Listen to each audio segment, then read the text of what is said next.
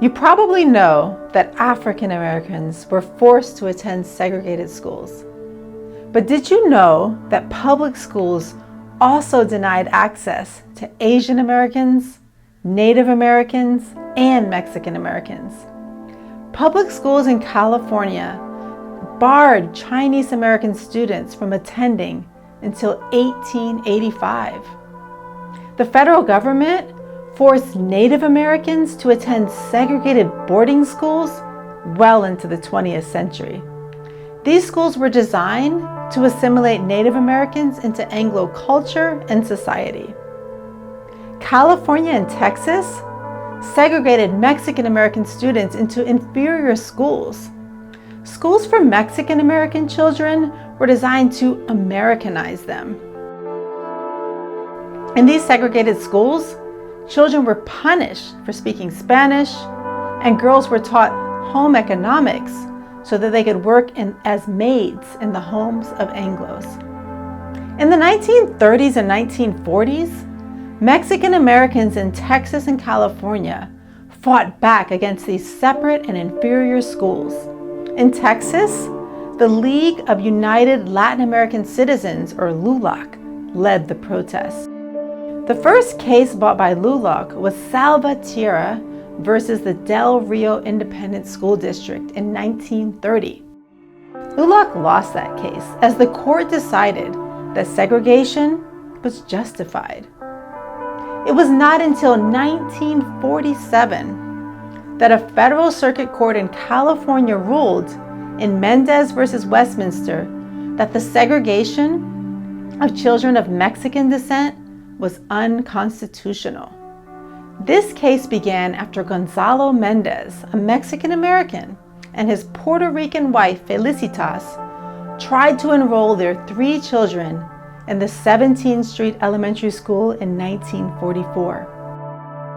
The school told them that they were only enrolling Anglos and turned the Mendez children away. Gonzalo Mendez complained to the school board, but these complaints fell on deaf ears.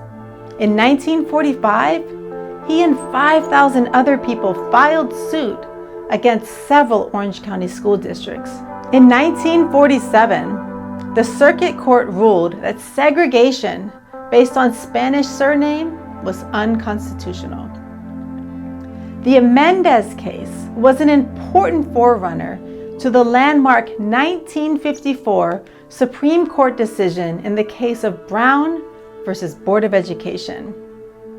Brown versus Board of Education was a compilation of 4 separate cases from 4 different towns.